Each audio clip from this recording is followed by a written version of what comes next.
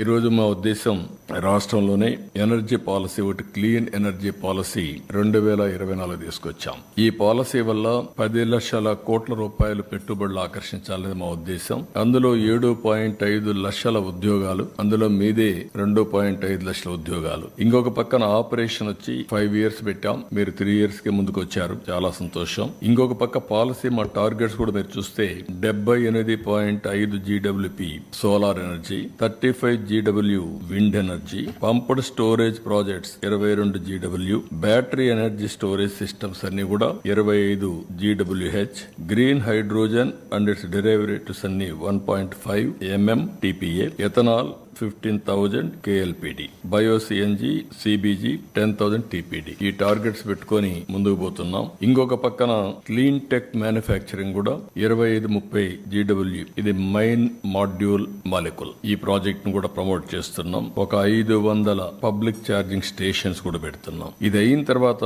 University for clean energy, green energy and circular economy కింద ఒక university establish చేయాలని, ultimate గా మీరు కూడా దీంట్లో భాగస్వాములై అందరం కలిసి నెక్స్ట్ లెవెల్ కు తీసుకుపోవాలంటే కంట్రీని ఏ విధంగా తీసుకుపోవాలో తీసుకుపోవడం కోసం మీరు కూడా సహకరించాల్సిందిగా నేను కోరుతున్నా.